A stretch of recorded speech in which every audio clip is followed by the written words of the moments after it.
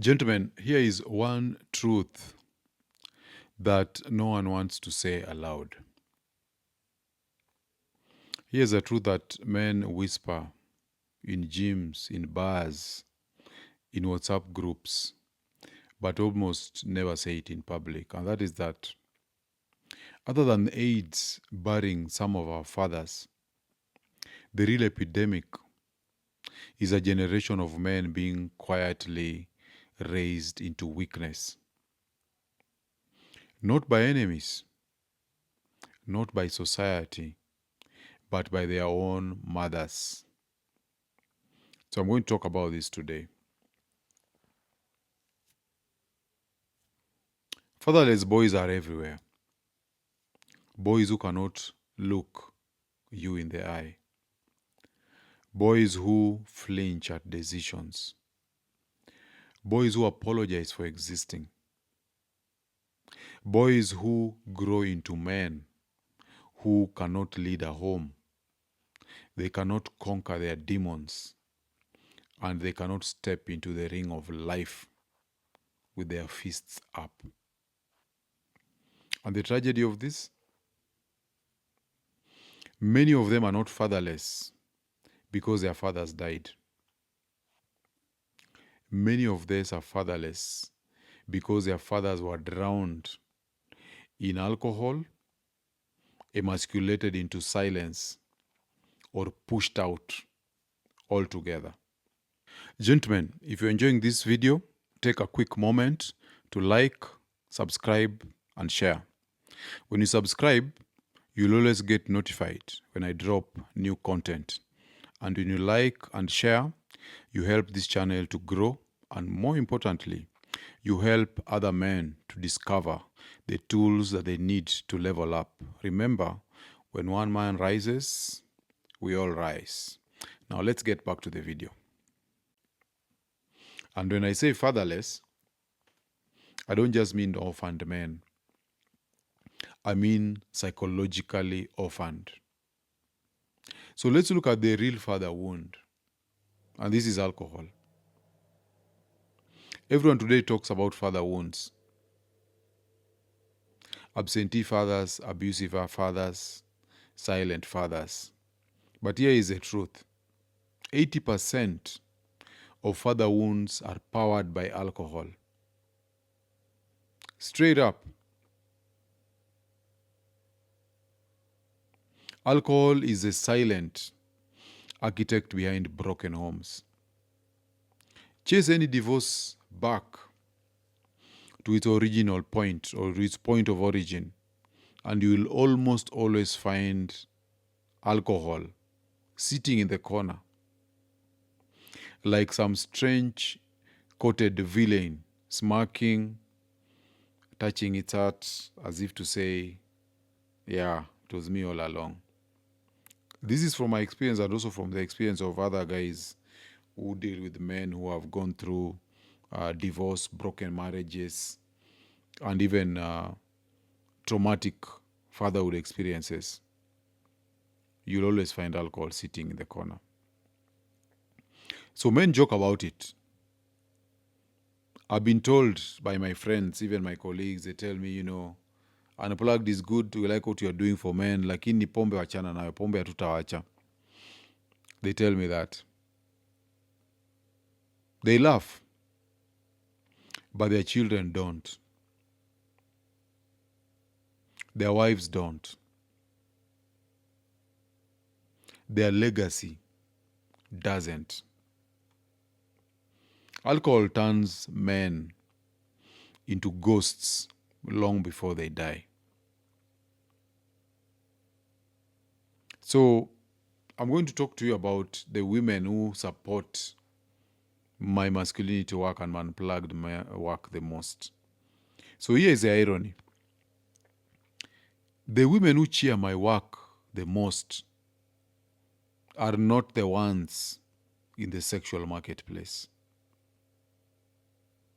They are older women, single mothers, widows, and women who have nothing to gain sexually from strong men. They support masculinity because they have sons. They support unplugged because they have sons. And they have eyes.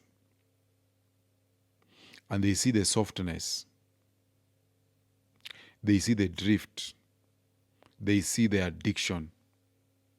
They see the lack of fire. They see their boys dying slowly in silence. And they bring them to me. Some boys are salvageable.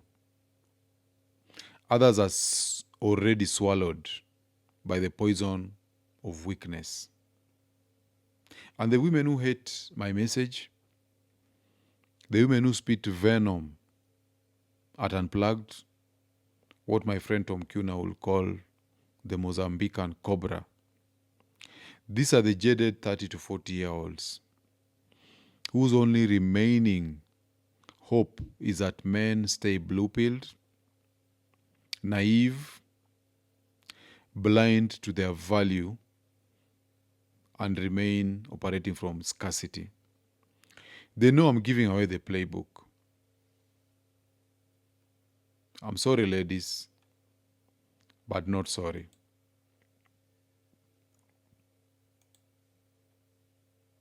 So let's look at how women raise weak men. And it starts with one word: kababa. Once you hear that word, you know that boy is gone. Kababa is not affection. Kababa is emotional parasitism. And when a mother calls her son kababa, she's not loving him. She is extracting emotional comfort from him. She's turning him into a tiny emotional husband. Psychologists call this parentification. And in Jer's book, The Wall Speaks, he explains that anxious mothers cling to their sons because of fear. In doing so, they accidentally imprison these sons in softness. And the boy, eager to please his mother, mirrors her emotional neediness. He becomes agreeable, he becomes pliable, and he becomes addicted to approval. A man who needs love becomes a man who cannot lead.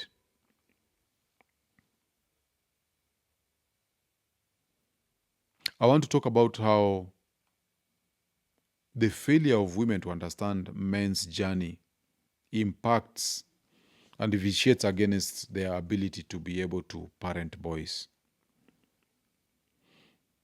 And we begin with the concept that we get from the rational male that says women are, but men must become. Women simply do not understand the violent, solitary, and brutal journey a man must take to become worthy of respect.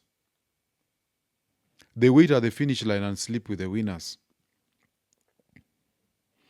They do not see the fire that a boy must walk through to become a man. They do not care. And they are not required to. But a mother's excessive affection kills a boy's chance to ever make that journey. We have to remember, gentlemen, that no king chases validation. A king does not chase the affection of his people. They chase his approval. But a kababa boy learns the opposite. He learns that he needs to be liked. He learns that he needs to be validated.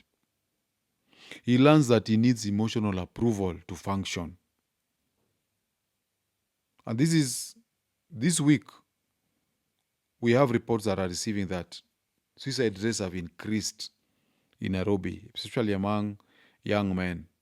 20 to 30 cases every weekend. So this is why many wives today are frustrated. The Gen Zs and the rest. They married a grown child, a husband's son, as Kevin Samuels used to call them. So let's look at the impact that the loss of the rite of passage has had on masculinity today.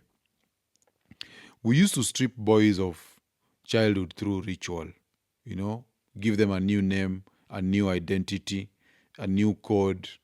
You remove them away from women. They go to the forest. They are taught many things. Okay?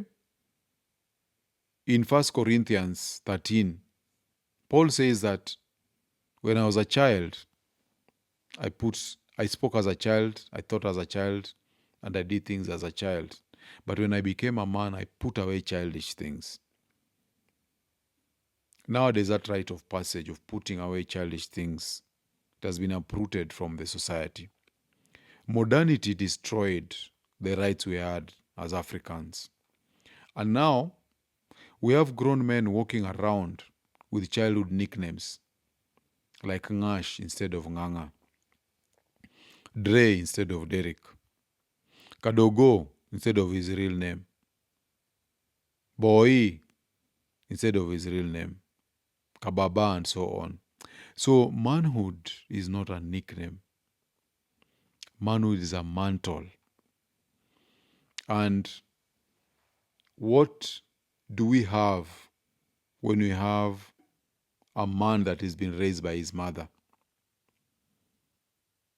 A man that is raised only by his mother, sometimes and most of the times they get comfortable being led by women.